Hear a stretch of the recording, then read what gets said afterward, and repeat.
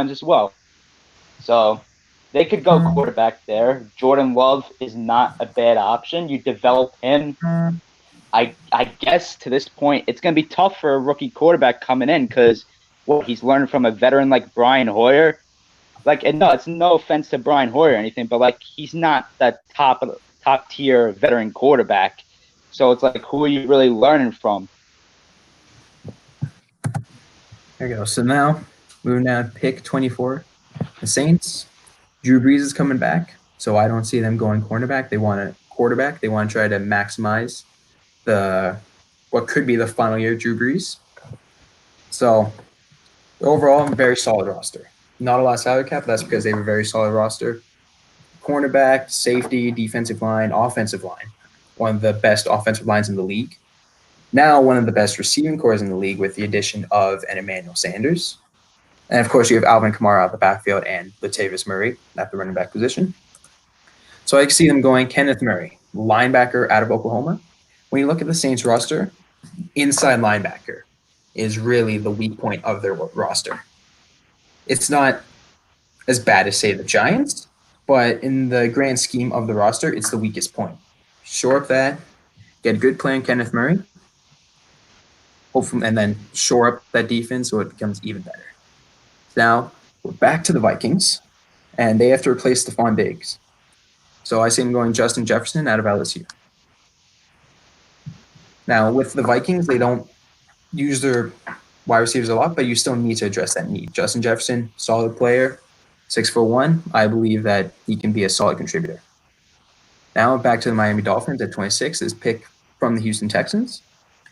See him shoring up safety because they traded Minka Fitzpatrick away. I can see him going for another safety. Xavier McKinney out of Alabama. Good playmaker. And then also with the release of Rashad Jones, they need another safety to kind of roam the top of the defense, kind of play that middle zone in a cover 3, or to even play that half the field in cover 2. So I feel addressing safety would go a long way to helping this defense. Then with the Seahawks, we don't know what's happening with Jadeveon Clowney, so I can see him going Yetur Gross-Matos, edge defender out of Penn State. Right now, we don't know what's happening with Clowney, and last year's first-round pick in LJ Collier, not exactly panning out. How many Seattle executives thought he would, and how many people thought he would, being a first-round pick. So Gross-Matos, while he may be raw, is only going to get better. So I feel that you address the edge position because of the uncertainty with Clowney and LJ Collier. Now, go to the Ravens. Inside linebacker, again, is pretty important need for them. Not exactly the best linebacking core, but it's not too bad, but it's definitely a position they need to address. So I can see him going Troy Dye, linebacker out of Oregon. Shore up the inside of that linebacking core. And then have a dominant defense come back. You have Matthew Judon returning on the franchise tag. So address the inside linebackers, and I feel that defense will still remain dominant. Then the Tennessee Titans, I can see him going Jeff Gladney with cornerback out of TCU. With Logan Ryan being a free agent, he needs to address the cornerback position. And also with the did they cut Malcolm Butler? I think they did, right? Good question. I know he was hurt. I don't remember if they cut him or not, but I know he was hurt. So either way, you have the uncertainty there. So I feel it'd be a good fit. Now, with the Packers at pick 20, the loss of Blake Martinez, I can see them going Patrick Queen, linebacker out of LSU, get who I think is a better overall linebacker than Blake Martinez was. Shore up that linebacking core to help against the run because the run absolutely killed them in the NFC Championship game against San Francisco. And really throughout the year, but especially in the NFC Championship game against San Francisco. And so now you have the 49ers. They have such a complete roster. When you look at it, it's such a complete roster, but you can never have too many corners. So AJ Terrell out of Clemson seems like a good fit for them. Sherman, he's getting older. And while he's still playing at a high level, he's getting older. And with the position like cornerback, age, losing athleticism, that's always a concern. So AJ Terrell would be a great fit for them. Sean, do you have any comments on this? Well, I'm going to go few picks back. I really like what you said with Minnesota's pick. I like the safety Xavier McKinney. You either go there Xavier or I McKinney, like... that was Dolphins. Oh, that was Dolphins? Minnesota was Justin Jefferson. Minnesota was Justin Jefferson, okay. So, yeah, with Miami, either McKinney or like, what's his name? Grant Delpit, the safety from LSU. One of the other there. That's really good. And I like Justin Jefferson a lot going to Minnesota. That's a really good pick. Mm-hmm. All right. And then with the Super Bowl champs, the Chiefs. Very solid team. We don't know what's happening with Sammy Watkins, but they have players on the roster who I feel will be able to step up. Their defense really came along towards the end of the year, especially in the Super Bowl, or especially in the AFC Championship game, stopping Derrick Henry, and they weren't getting killed by the run like the Packers were in the Super Bowl. So I can see them going Cesar Ruiz, offensive lineman out of Michigan, protect Patrick Mahomes, because with the loss of their center last offseason, left a lot to be desired on that offensive line. So I feel if you're able to shore it up, protect Patrick Mahomes, he'll still be able to put up big numbers and lead them to deep playoff runs. So, Sean, final thoughts? Yeah, overall, I really like your first round, Sky. That's a really good job. Just about every single pick, it seems like every team addressed one of their major needs. So, yeah, I definitely give that a grade overall, an A, at least on that first round. I really like that draft. Thank you very much. So, you want me to go next, Sean, or you want to go ahead? Oh, you could go. Alright. So, first pick, I got the Bengals taking the obvious Joe Burrow out of LSU. And I know he's been known to be having problems, but I don't think he'll have problems in Cincinnati. And the Bengals finally get the franchise quarterback that they desperately need. Well, he's a good quarterback for now, but we need to see, because everyone was hyped up for all the quarterbacks that came in the first 5 picks, like Johnny Manziel, and so on. Johnny Football. Oh yeah. Second pick, I got the Redskins taking Chase Young out of Ohio State. Sorry, John. And this pick is also like a no-brainer. But Young he's one of the top prospects of this class, and it makes him a steal. Even if he would go number 1 or number 2, it's a steal. For number 3 is Miami or Detroit? Detroit. Detroit, yep. So Detroit, I think they would take Tua Tagovailoa, the quarterback out of Alabama. And they need a quarterback, and they've been searching for a quarterback. But you never know that maybe they will trade this pick to go higher. They could probably get a haul from Miami. Yeah. So the Giants, and I got the Giants taking Tristan Wirfs, offensive tackle out of Iowa. Because if you go to the top 4 offensive tacklers, he's the best one on the board. And I think he will be the New York Giants franchise at his position. And he has much upside than the other players. but I think he's ready to protect your buddy, Daniel Jones. Yes, sir. So number 5 is Miami, and I think they should, and I think they will draft Jeff Okuda, cornerback out of Ohio State. And because they traded, as you guys know, Darius. No, never mind. Yes, because I wrote some things, but I mixed it up a little bit. So number 6, I got the Chargers taking Justin Herbert, quarterback out of Oregon. And I think this quarterback, I don't know if you guys agree, but do you think this guy is a franchise quarterback? Justin Herbert has all the tools to be a franchise quarterback. He's big, he's athletic, he can do it all. And because they let Philip Rivers walk, and I think Justin will be comfortable with Tyrod Taylor.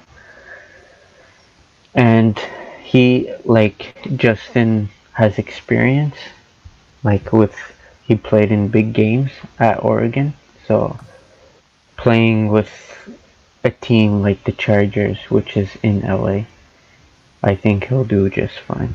Every game is basically a road game for them, so better be good Yeah. dealing with pressure. I got Panthers taking Isaiah Simmons from Clemson. Well, with the sudden retirement of Luke Kuechly, Kuechly, yeah, and I think this linebacker will be a game wrecker and will surprise a lot of people. Number 8, I got the Cardinals taking Mackie Becton out of Louisville. And they were going to spend like a top 10 pick on a pass catcher. But, like, we know how much, like, Kyler Murray likes to rap out of the Texans. likes to throw to CD Lamb. So they need a protection for the young quarterback. And Becton is a mountain dude.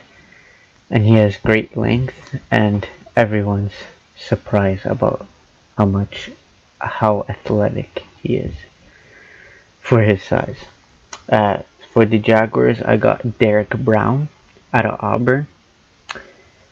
And I know that Jag fans are sick of their team spending first round picks on defensive linemen, but I think they need to keep drafting defensive linemen until they find the right. Because Jaguars, offensively, the worst, but in the last 2, 3, 4 years, they've been shown that they're good defensive team. As they beat the Patriots a couple times, as you guys knew. So number 10, I don't care what player they draft, they're still gonna be garbage. So I think the Browns will draft Jedrick Wills out of Alabama. And because this position is what they really need, well, they need a lot of players in a lot of positions, but I think the offensive tackle is an important position for them. And Jedrick Wills could be like a top 5 pick, like has the potential to be, but he wasn't relevant with Alabama. And I don't care what player you get, I'm just happy that they can get a different guy to protect the MVP, Baker Mayfield. But overrated as hell, Baker Mayfield, in the words of... Oh, yeah.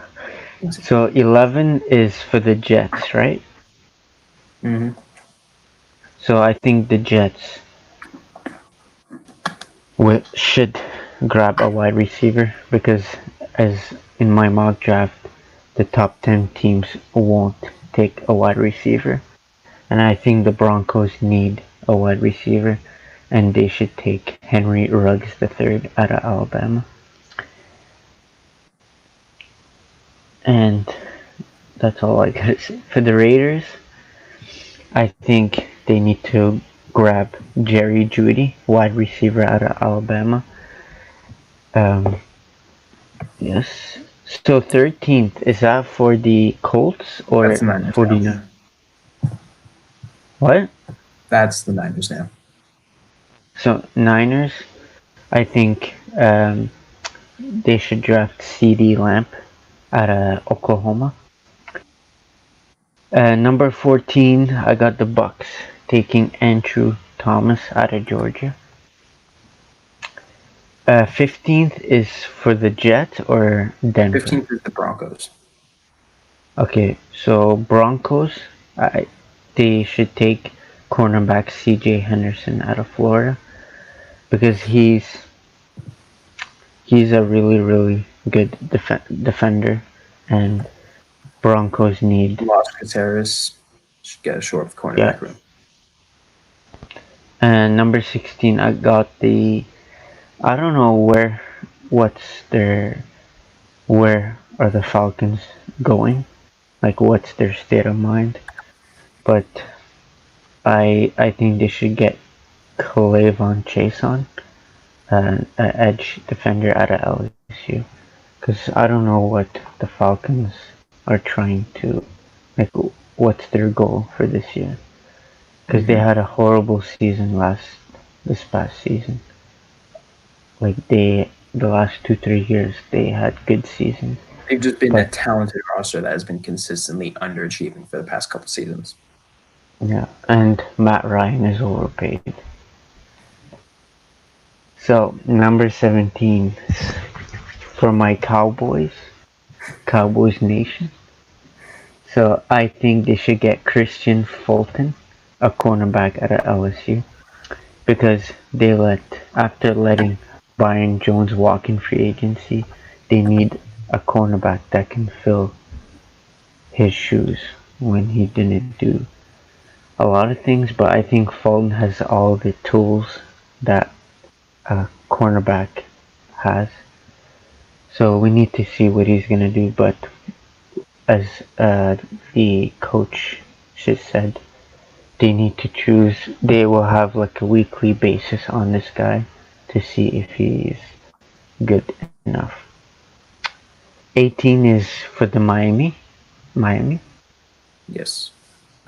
So 18, I got Javon Kinlaw, and I don't know if you guys will agree with me, but they need a defensive lineman. 19, I got the Chicago, right? Bears? No, Raiders.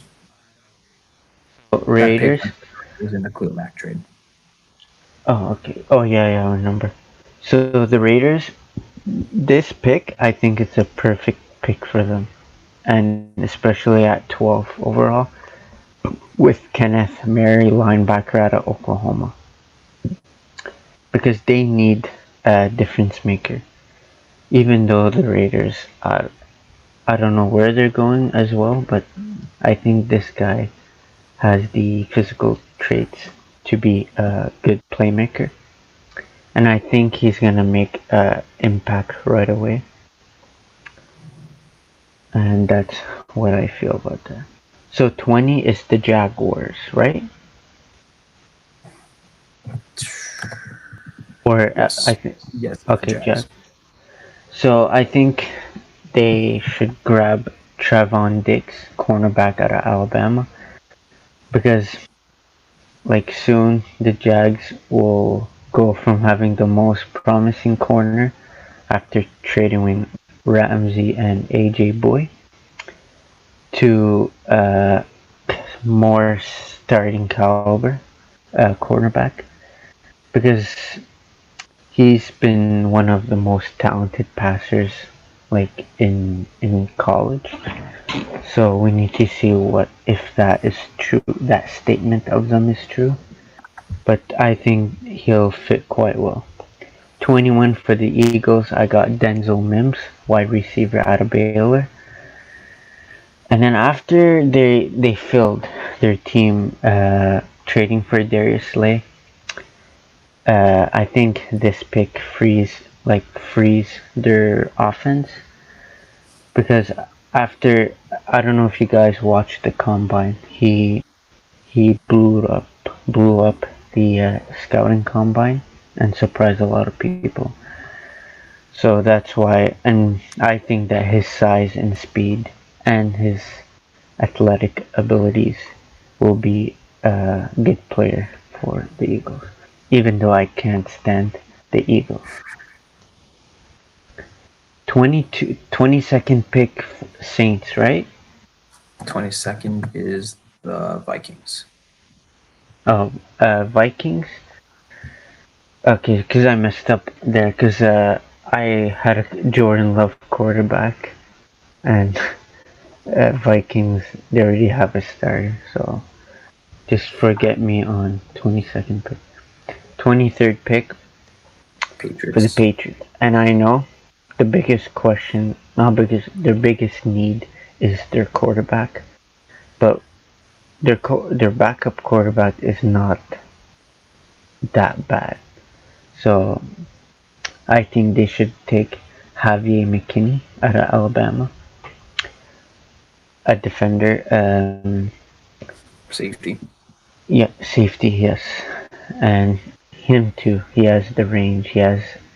He's so athletic, and I know everyone's gonna question this pick I had for them, but their backup quarterback is not that bad.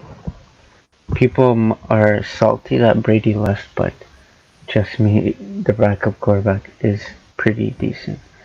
24th pick is the Vikings, right? Or the Saints? 24 is the Saints.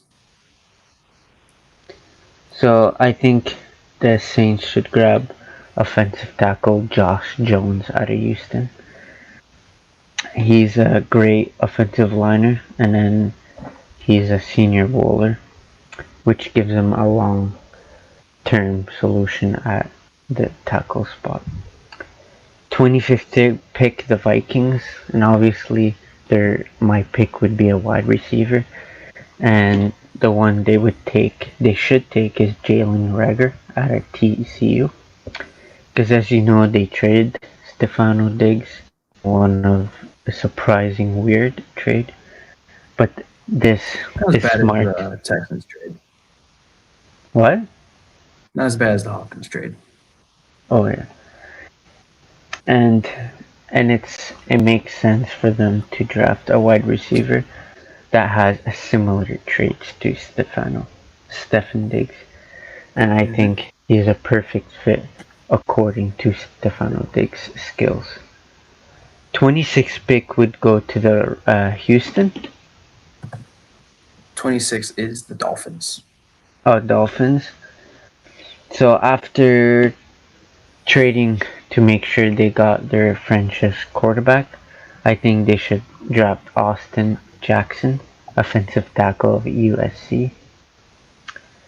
And this guy still needs work, but as so far he is decent. 27th pick, I got the Seahawks taking Antoine Winfield Jr., safety out of Minnesota. And I think, like him, he will bring back, as he'll be the one of the most people will be scared of him. So it's the most feared defensive backfield. 28th pick, I got the Ravens taking Jonathan Taylor out of Wisconsin.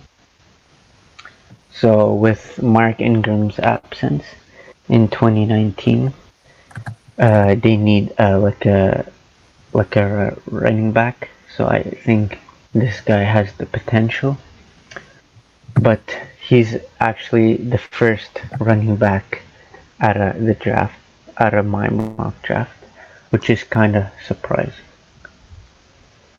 Well, not surprising, like everyone throws nowadays, but they will start running the ball as everyone's looking to Tom Brady. They're not looking to Zach the Freak or Zeke the Freak or I got the Titans.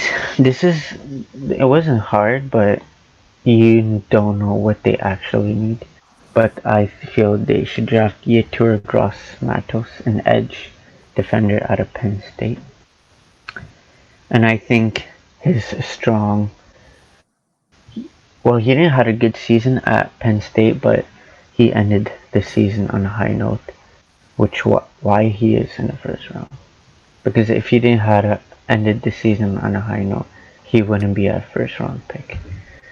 30th pick, I got the Packers. I didn't know who they should have drafted, but I think they need a wide receiver, and I think they should take Justin Jefferson out of LSU.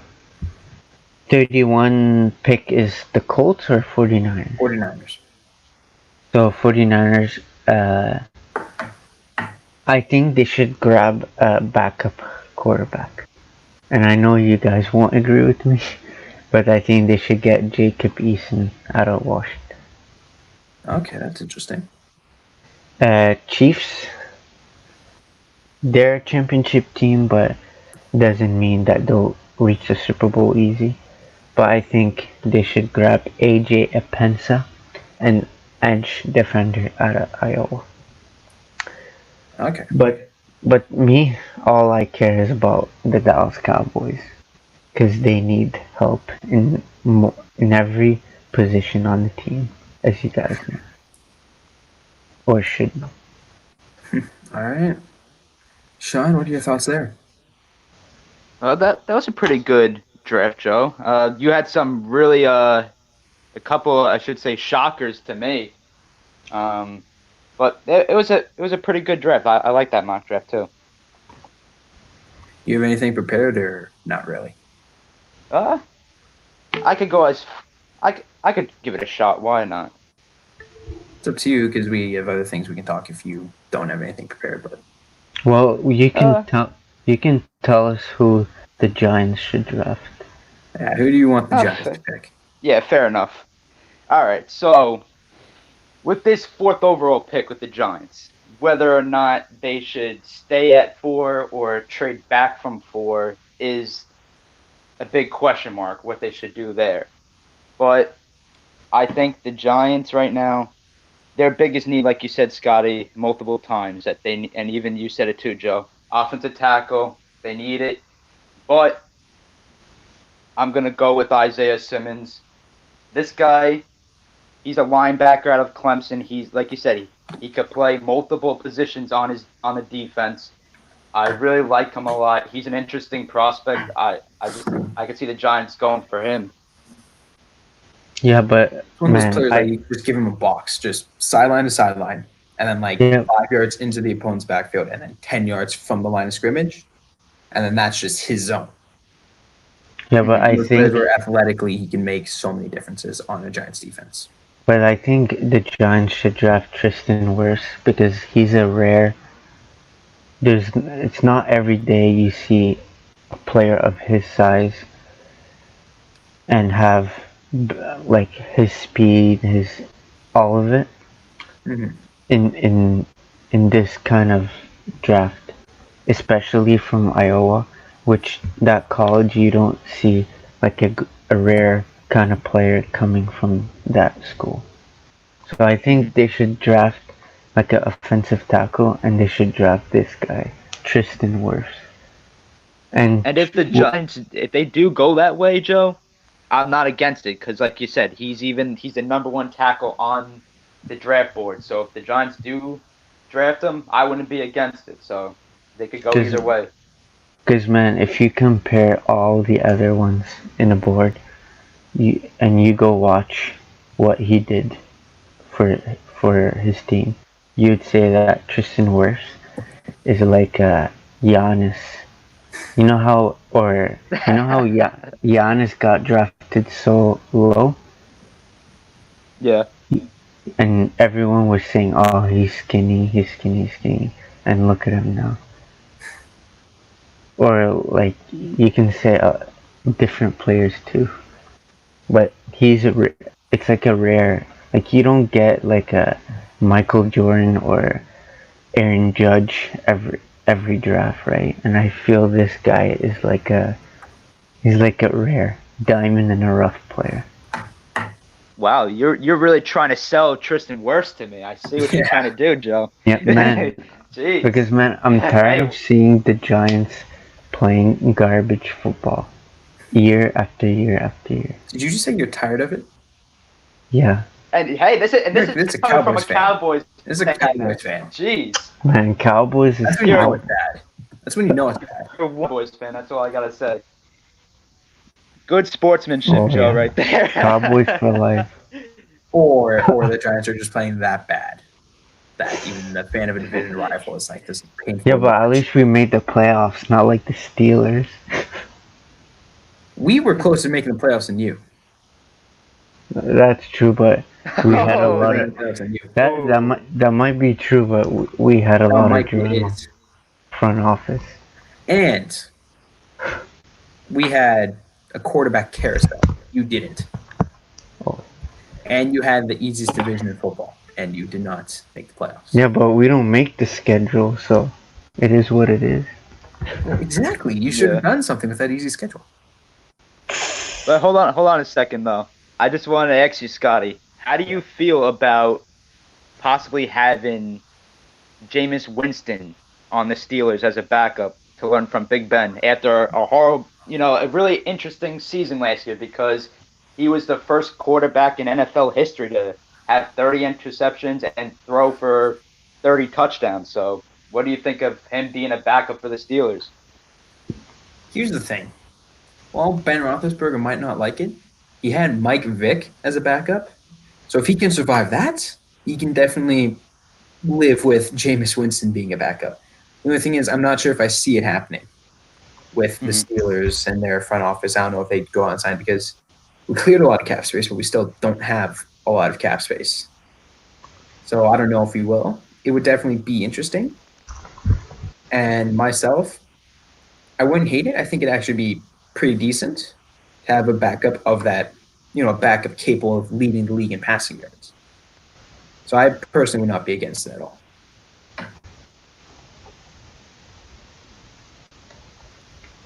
Mainly because you need a solid backup who can go win you games. Now, Jameis Winston can also go and lose you games, but he can still go and win them for you. So, yeah, and we also got to give it. We also got to give it to. What was I gonna say? That he hasn't had that like mentor like usually a younger rookie quarterback would have. So, like, if he would sign as a backup the Steelers, the Saints, with Drew Brees to work with, I think the Saints make a lot more sense. Yeah, you saw what happened with Teddy Bridgewater. Look, now he landed himself a 3-year deal, a starting job with the Panthers. So, if he could go with the Saints or maybe back up Aaron Rodgers in Green Bay, learn from him. Who knows? Something like that. I wouldn't be against it myself. I can't really see it happening, but I would not be against it at all. And then, Sean, I want to get your thoughts on this. The Dion Lewis deal to the Giants 1 year. It's about time that the Giants get a backup running back for Barkley because they have Wayne Gallman for the past, at least I want to say, 2 years now, and he hasn't been the answer as a backup. So I think Dion Lewis, he's a more of a veteran type guy. He was with the Patriots. He experienced a winning culture there, won a championship. Now he was with the Titans recently, and he backed up Derrick Henry, obviously. So it's interesting. It's a 1-year deal, and it's a low money deal as well. So it's not like Gettleman shelling out a ton of money for this guy. So it could help a lot because it takes the workload off of Barkley. So like he's not going to be tired. So you could use like if Barkley's like, all right, I need a rest for a play or two. Oh, no problem. Let's throw in Dion Lewis out there to take, to carry the ball. So I feel a lot better in the running game for the Giants. Yeah, definitely. Because when Barkley went down, it was kind of crisis of, oh, shoot, who's going to be the guy in the backfield to help take some of the pressure off of Daniel Jones. So I feel Dion Lewis definitely helps that. And to be honest with you, when Barkley went down, I went right away, oh man, what do we do now? Because great. the next running back up at the time was Wayne Gallman. So you're moving him up from usually he's going to be a third string running back on any other team. So you're moving that guy who was a backup at the time to the starting role now. It's is this guy capable of doing it? And that's what makes you wonder. You're okay, if you don't have a go-to number 2, then you're screwed when your number 1 goes down. Mm-hmm. All right. We all know about Texans getting absolutely fleeced. I think the only trade that can kind of rival that and how bad it is would be the Lions trading Stephon Diggs for a 3 and a 5th to the Eagles. Great job by the Eagles front office there. That's really all that you can say. And then, do you have anything else you guys want to add? I'd like to shout out my boy Ryan Hutton joining the live feed. A kid. All right. Sean, you guys want to... Sean, are you there? Okay. Oh, yeah. Okay. So, all right. So, I would like to thank everybody for tuning in tonight. If you can follow the Sports Hit List on Instagram and all social media. They have great sports content. So, if you could give us a quick follow and check out the latest news in sports.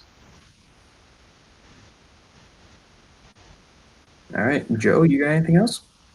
No, I guess we can start moving on for the NBA brackets. Oh yeah, so we don't know what's happening with the NBA right now. So Sean, we're just going to go through if the playoffs started now with the current NBA standings. Just kind of give your bracket. So I'll start quick with the East. I have the Bucks beating the Magic, 5 games. Raptors over the Nets in 6. Celtics over the Pacers. No, Celtics over 76ers, 7 games. Heat over Pacers in 4.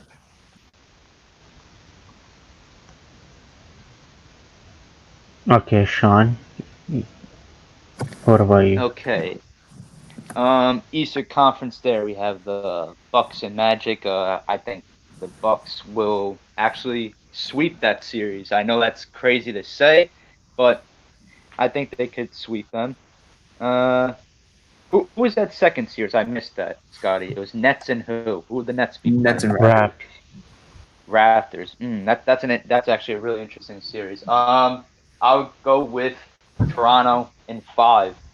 I really like this Toronto team. There's something special about them. I like their bench as well, so I think that Toronto is a good team to go at least to the second round at least. Let's see. Celtics and Sixers. I'm definitely going Boston. I'm going to go in 5 with them because I don't trust the Sixers at all. Let's see. Celtics and Sixers. And who else? The final. Oh, yeah. Heat and Pacers. I really like Miami. I think they'll get it done in 6 games in this series. Solid. Joe, you got your first round? Oh yeah, so I got the Bucks against the Magic. And I was thinking maybe give Orlando Magic 1 game, but they're not consistent as Terrence Ross goes off once every 10 games. Aaron Gordon is Gordon. Markelle Fultz is improving, but he's trash. But I don't got the Milwaukee Bucks. I got Giannis sweeping the Magic 4-0. and it's not being disrespectful to the Magic, but they don't have anybody that can. Because it's all a team game. I get it, but you need a guy that can come back for you, take over. They don't have anybody. Well, maybe Nick Vooch. He's a good player, but I don't know. And maybe they'll get one or even 2 games, but for now I got the Bucks sweeping the Magic. Second, Raptors and Nets. I agree with Sean and you that it's not a sweep for the Raptors because the Nets are still, they're not garbage, but they're still decent. As you know, Spencer Dinwiddie is good. You got Karis LeVert, who's been injured last year and this year. And you still got a great squad, but I think their bench is not great at all. So, and that will be a factor, as you guys know, to win in the playoffs. You need a great bench, because Spencer or Karis LeVert or Jared Allen or even DeAndre Jordan won't play 48 minutes. And I wish that they should have traded, like Kyrie said. I think they should have traded. Even Kyrie, I don't like him anymore.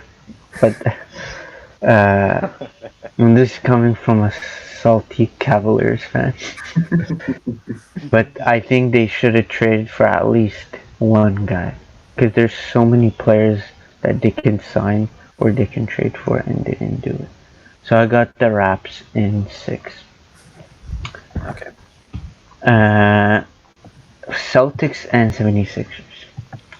So they said at that time, a couple weeks ago, that Ben Simmons will miss the first 2 weeks of the playoffs. But you don't know when they'll start back. And that, I think Simmons and the 76ers should take that as an advantage. Let Joel Embiid heal. As if it was the playoffs, he would play today. But they need to heal up. And Jay Rich, the last 5 games before the suspension of the season, he's been struggling bad, like shooting under than 25% from 3 and 2s. But I think it's gonna go to 7 games, like if Simmons and Embiid play. But I feel the Celtics will win in 7, even though I'm a diehard Philly fan. Simmons need to be more aggressive. I'm not telling Simmons to shoot 23s or 50 jumpers a game like the Rockets, like James Harden and Westbrook, but he needs to be aggressive. There's at least 18, 19 shots a game.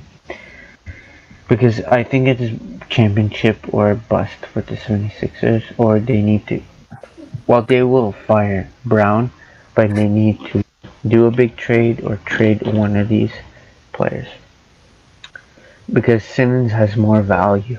Because Joel Embiid doesn't have value now because he's still injury prone. Okay. So I got the Celtics in 7, beating them again. The Heat and the Pacers. I think nobody will agree with me, as they will laugh, but I got the Pacers winning in 6 games. First big upset. Because I know you guys think, oh, Bam. Oh, huge, yes. Because Pacers have been playing amazing, and Oladipo has been playing a lot, and he hasn't been back to his form. And imagine once he's back to his form, and I don't mind him coming off the bench. And man, you know they have a guy who's actually could win a most improved, and his name is Domantas Sabonis. Okay. And he's a great defensive player. So, and you got Malcolm Brogdon, who's also a good point guard.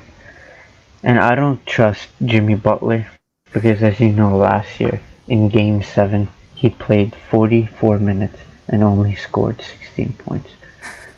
So I don't think Butler is the kind of player that everyone thinks he is. And Goran Dragic hasn't been playing well this year. But they have some great rookies. But they need to have a better game plan instead of shooting threes. They need to get everybody going in. You guys think that I'm crazy, but I think the Pacers is the dark horse team in the Eastern Conference. I'm not saying they'll beat the Bucks. I'm just saying they can beat the Saying watch Miami out. Heat. All right. So for my second round of the East, I have Bucks over the Heat, 4 games. Then I have the Raptors over the Celtics in 7 games. Gonna be a very close series. Then Eastern Conference Finals, Bucks in 6 over the Raptors. And then moving on to the West, I have Lakers over the Grizzlies, 4 game sweep. Clippers over the Mavs, 5 games. Nuggets over the Microball Rockets in 5 games. And then in this one, I have the Thunder beating the Jazz in a 6 game series. Then moving on to my second round for the West, I have the Lakers over the Thunder in 5 games. And then I have the Clippers over the Nuggets in 6, leaving a Western Conference Finals of LA versus LA. I have the Lakers winning in 6 to set up in finals of the Lakers and the Bucks. And I have the Lakers winning in 6 games because Lakers have a more complete roster than the Bucks do. Because Right, the Sean. Lakers, they don't need to just rely on LeBron. They have an Anthony Davis who they can rely on. On the Bucks, they don't have anyone else who can take the load off of Giannis. Let's see. Second round in the East. I think with the Bucks and the Heat, I think this is actually going to be an interesting series. I'm going to go with the Bucks in 6 games. I know that sounds a little crazy because you're probably all wondering why would that series last so long. Mhm. But I think that the Heat are a decent team that they could make a run against the top dog in the East, and they could give a run for their money, and they're gonna put some pressure on the Bucks there, and they're gonna basically make the Bucks go to their bench more than they really want to, and that's what's probably gonna boil down to there. Let's see, and then we got the Raptors and the Celtics. Uh, hmm. I'm gonna go Toronto because I told you guys numerous times that I like Toronto a lot this year. I'll go with them in I'll go with them in 6. I think Boston's gonna come up short. They have Yet Kemba again. Walker. They have Marcus Smart. They have some good players. They got Jalen Brown, Jason Tatum, but I don't think that's quite enough for them. So I think Toronto. I like the big guys they got. They got Ibaka. They got Marcus Saul. Um, who else am I missing? Pascal Siakam. They got some good players. And when Fred VanVleet is at the point guard position, he makes some plays. So it's really fun to watch him as well. And that obviously brings us to a Raptors and Bucks Eastern Conference Finals. And I'm gonna go with Bucks in 6 games. I think Toronto will give them a run for their money as well. But I think it's just going to boil down to Giannis against Toronto. And Yeah. this time, Giannis will beat Toronto in a playoff series and will advance to the NBA Finals. So we're moving on to the Western Conference. First round, Lakers, Grizzlies.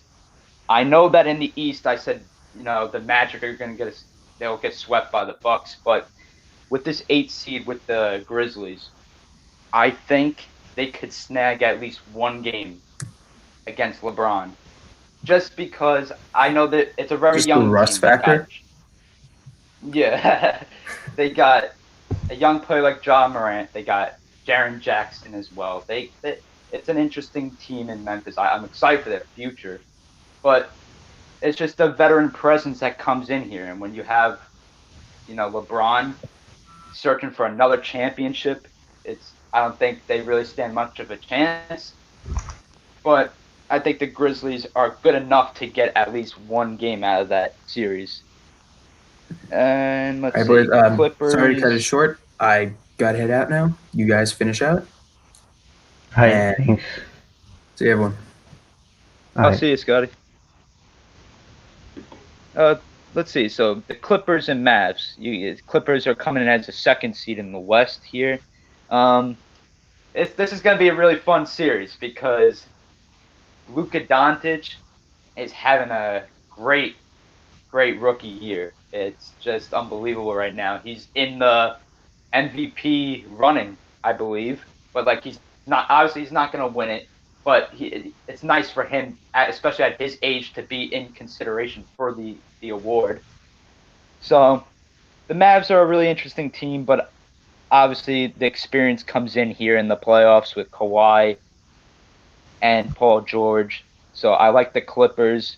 I'll take them in 5 games over the Mavs.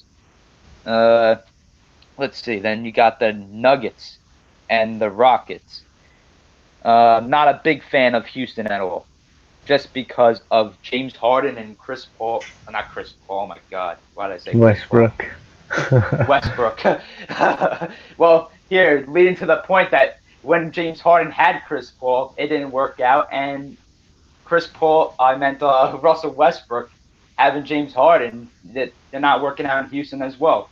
So Houston, I feel like they're like a self-centered team. Like, you know how Harden is. He's a great player, but he just loves to hog the basketball. And even I feel like that's the same thing with Russell Westbrook, that he likes to hog the ball as well. And he puts it in his mind, like, okay, I gotta make plays. I have to make plays to win the game. So he doesn't put in his head that, okay, I gotta pass the ball. It's more of like me. I gotta come up with a game-winning shot. I gotta come up with this 3-pointer. I have to do this. So when you have something like that, you're in big trouble. And we saw it so far in the regular season, Joe, with Houston's, like, how they struggle as a team. Like, they had some pretty bad losses this year. I remember they lost at home against the Orlando Magic. I'll never forget that game. I was so confused by that game. I was like, how do you let the Magic beat you on your home court? That was really that was a huge upset to me. And then you had let's see. They had a loss in Memphis as well to John Morant. John Morant and that team, they just went out. Harden crazy. was. So Harden was sagging Ja Morant, and he kept hitting threes after threes. Yeah, and see, to that point, it just came down to just too much to handle for Westbrook and Harden. And when you're ball hogs, that's what happens. That's what you get. So they're not going to make it far. They'll get bounced out. It's crazy to say this, but I think the Nuggets could beat them in 5 games. Just a quick exit for Houston. And then then you have the Thunder and the Jazz. That's an interesting series as well. I like Rudy Gobert. He's a great player, great center. I like Ricky Rubio. He's a decent point guard. He gets the job done. He's not a scorer, but he's an assist guy, so he gets the job done. But Oklahoma City with Chris Paul, ever since that Westbrook trade, it feels like it sparked OKC. And I like their rookies. I like Alexander. He looks really good. Let's see. Even Diallo is a pretty good player. So I think the Thunder could actually win this series. I'll go with them in 6. And let's see. Then round 2 would come down to the Lakers and the Thunder. I'm obviously going Lakers there. Lakers would beat them, I believe, in 5. Clippers would take on the Nuggets. I think the Clippers would beat them in 5 or 6. And then that sets up, obviously, the Western Conference Final with the Lakers and the Clippers. I'm going to go with the Lakers in 7. I think LeBron will take down Kawhi this time. It's going to be a really interesting series. Both sides have a lot of guys that have postseason experience, so that's going to be a really fun battle of LA in the Western Conference Championship. And that leads it to the Lakers and the Bucks in the finals, and I think the Lakers will take down the Bucks in 5 games. I don't trust the Bucks in the finals against the Lakers because the team overall's lack of experience. in the playoffs because you don't have much of a bench. You have Giannis, Brook Lopez, Chris Middleton, and then I'll throw in Kyle Korver. I'm not a big fan of Eric Bledsoe at the point guard position. I think they can improve there. But the Lakers, they have an overall great team left and right. Their starting lineup, they got so many guys off the bench they could go to. So that helps them in the series and they'll win the championship. So for me, I got the Bucks playing the Pacers. And even though you might not agree, but I feel Pacers play, they stack the paint, and you get Miles Turner guarding Giannis, and you pay attention to where Brook Lopez is, because Brook Lopez will shoot threes and will make them, as we saw them in last year's playoffs and this season, but he's not consistent. And you guys saw when they were up 2-0 and lost 4 straight. And so Bucks and Pacers, I think it will either be a sweep by the Bucks, or the Bucks will win in 6. Next, Raptors and Celtics. I got the Raptors in 7. This also will be a great, because they don't have the same skill, but they both have identical stars, as the Celtics have Kemba Walker, Jason Tatum, Gordon Hayward, and they have Marcus Smart too. They also got a great bench, but I feel the Raptors will gain the momentum at home. They will steal a game in Boston, and I think they will. If it's Game 7 in Toronto, we both know that the Raptors will win. Kemba walks too much. Jason Tatum goes off for 2-3 games in a row, and then he disappears. Gordon Hayward, injury prone. Marcus Smart is not a superstar, but he can play. But the Raptors have too much talent on their starting lineup and on their bench. Because, man, they have 2 starting lineups. If you look at their bench is also a starting lineup. And Serge Ibaka is going to go off. Lowry's going to do what he does. You got Terrence Davis. You got Norm the Storm. You got Pascal Siakam. And I think Siakam will use his size to his advantage, because who's going to guard Pascal? Jason Tatum? But who's going to guard OG Anunoby? So Serge Ibaka. Yeah, and they don't have Al Horford anymore. So it's going to be tough. And I wish Celtics should have traded for Andre Drummond instead of him going to the Cavs. But that's another discussion for another day. But I got Raps beating the Celtics in 7.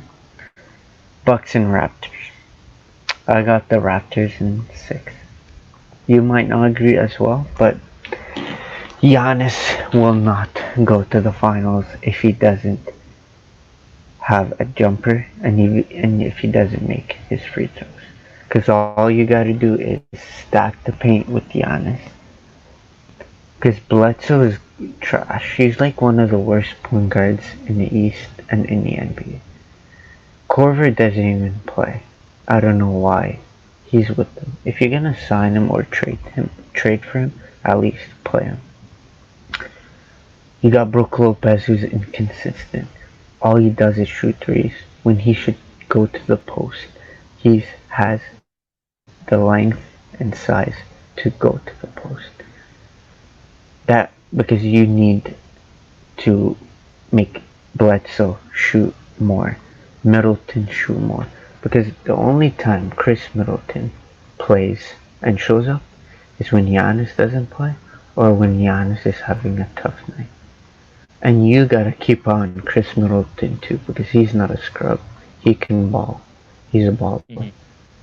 So it's not I don't think you or anybody should say Bucks were Giannis. We know what Giannis Antetokounmpo can do, but we're Chris Middleton because he's the X factor.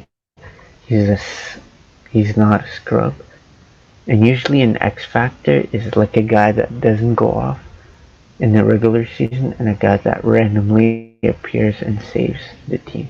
And I feel that player is Chris Middleton. Because as you know, last year for the Raptors, it wasn't Kawhi. It was Kyle Lowry was the X factor. So, Yeah. but so I got the Raptors going to the East to the NBA Finals. So Wes, I agree with you said that they have a young, promising team for the Grizz, and I feel that they can steal one and maybe 2 games. But when LeBron turns into playoff mode, nobody could stop him. And the only team that stopped him is the Golden State Warriors. And there's no team that's good as the Warriors. So I got the Lakers in 5, Clippers and Mavs. I After what you said, I think you're underestimating the Dallas Mavericks because man, they have Luka Doncic. You got Kristaps Porzingis, the unicorn. You got Tim Hardaway. You got Powell, their center. You got Boban. Because man, if you put Doncic as your point guard, Seth Curry as your shooting guard, you got Tim Hardaway small forward.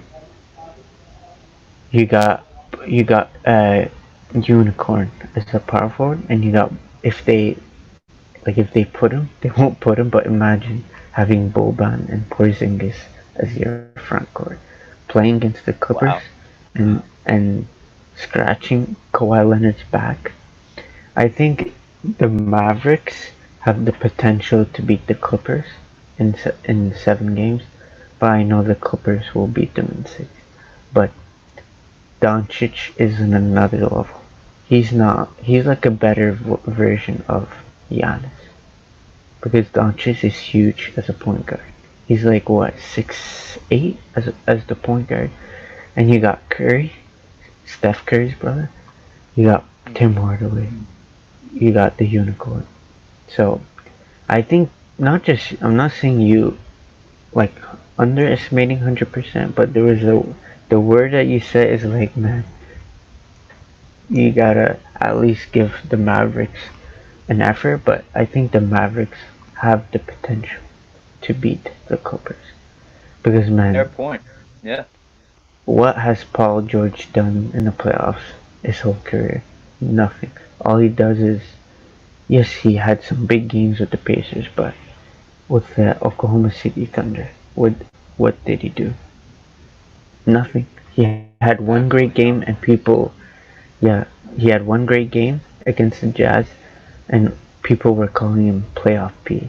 And I was like, bruh, he had one good game, bro. One. So, and man, he messed up because OKC had Russ, Carmelo, and Paul George.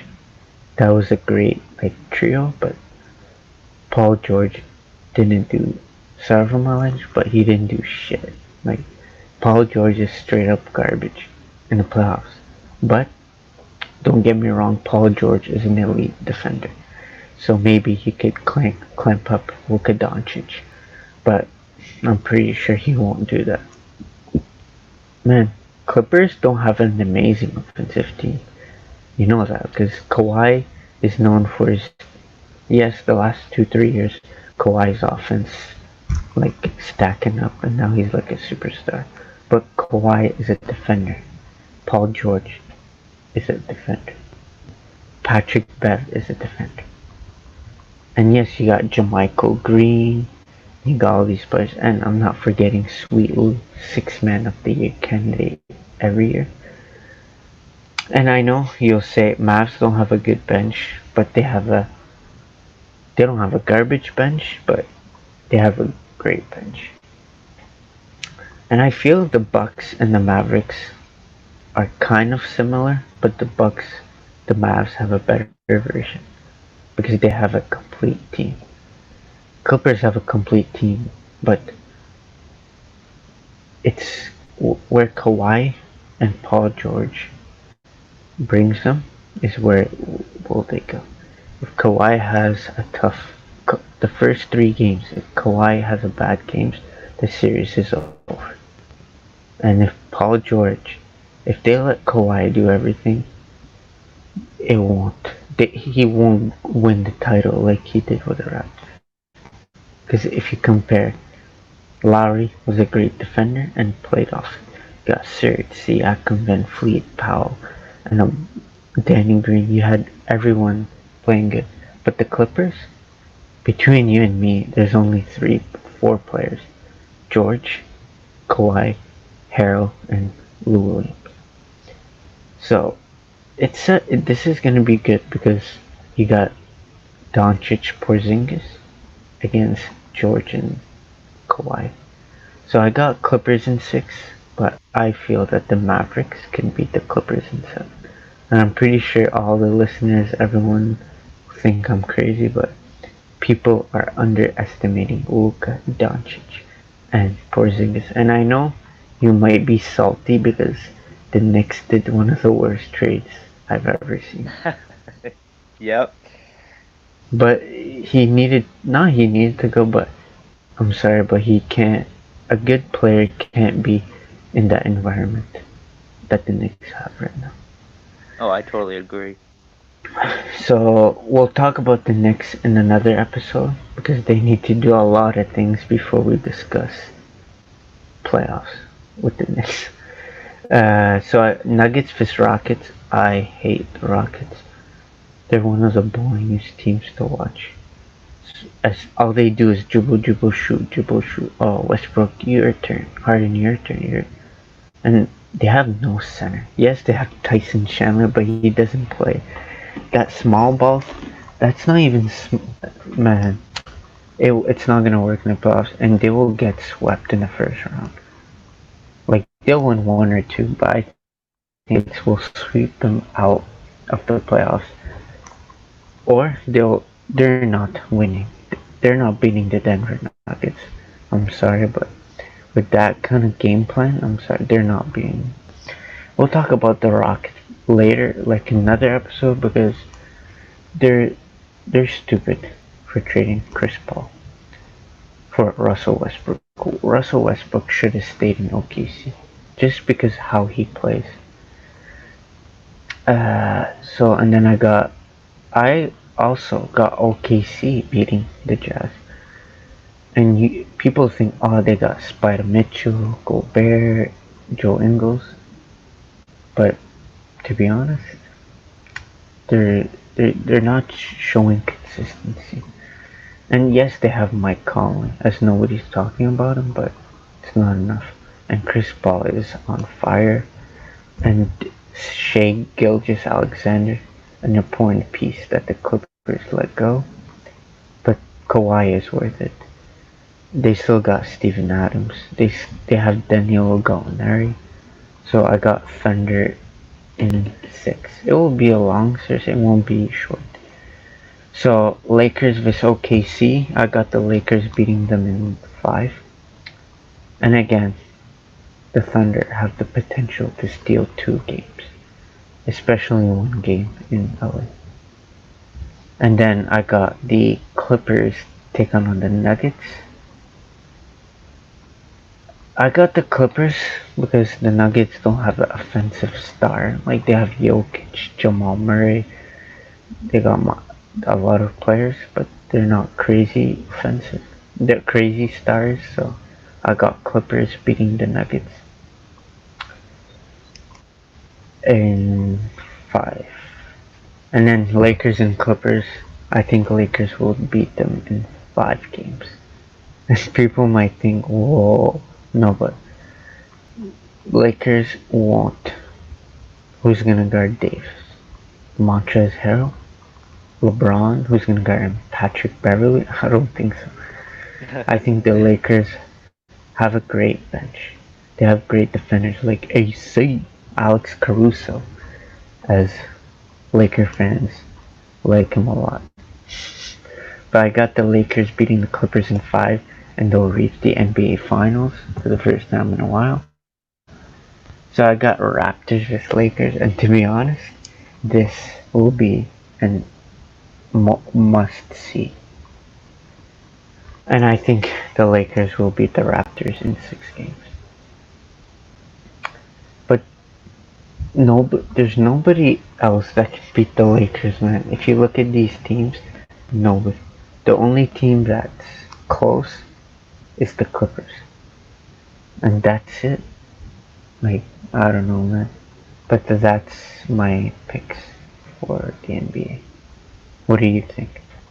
Yeah, I like it a lot. And like you said, with the Lakers, it's really interesting because it seems like one of the only teams, if you could even say the only team that might have a shot at beating them, is within their own conference, and it's their cross literally right in the other locker room. It's crazy. It's just the other LA team that they could actually take them down. It's unbelievable. And you made a great point with Houston, Joe, because how are you gonna play small ball in the playoffs? What's gonna who's gonna rebound the ball for you? You don't have Clint Capella there anymore. So when you face Denver in the first round and you're trying to box out Jokic, good luck doing that. Who's gonna do that? Eric Gordon's gonna do that for you. Who's really gonna do that for you? PJ Tucker's gonna save you to do that. Who's really gonna do that? So good luck to that, because as soon as Jokic going up against just about anybody on that Houston roster, I wish that Houston player the best of luck, because it's just you're just not going to win that battle, and there's going to be absurd rebounds for Denver. It's just going to be crazy. It's like you'll never see that many rebounds in a single playoff series. It's because of Denver going up against a team that thinks that, okay, we could go small ball, and basically they just threw themselves, Houston. They really did. Yeah, because thank God they're not facing the Mavericks. Because Doncic's 6'8", taller than every player on that starting lineup. You got Porzingis 7 feet. You got Boban. Man, there's a bunch of idiots that squad. Mm-hmm. Because, man, Harden is not going to score 50 every night. And nor will Westbrook. And I don't know, man. Clint Capella was good. He was an easy 16 points and 19 rebounds guy. So I have no clue. And their GM Daryl Morey is one of the worst GMs. Well, the next GM was the worst one. No offense, he definitely got to put the Knicks number 1. But that's it for brackets. I wanted to do the NHL brackets with Scotty, so I feel that we could save it for next episode. Yeah, that works for me. We have a lot to talk about next episode anyway, so that'll add to it. Oh yeah, for sure. But thanks for all the listeners for tuning in. Don't forget to like and subscribe to our podcast. We're on Twitter, YouTube, Facebook, Instagram, on Apple Podcasts, Google Podcasts, Spotify. Let us know how you feel about our predictions and comments. And I hope everyone is safe with this crisis. And I would like to shout out to everyone who liked this video, this podcast, and who commented. I'd like to shout out everyone. And I'm your host, Joe, and I'll pass it to Sean. Thanks. I just want to say thank you all for listening tonight. It was a really good time. Stay tuned for our next episode. It's going to be a lot of fun. And thanks for having me tonight, Joe. No worries. Thanks for coming in again. And Scott says thank you all for listening. But thanks for tuning in again, and I hope everyone be safe. Wash your hands. It's your host DJ Joe signing out.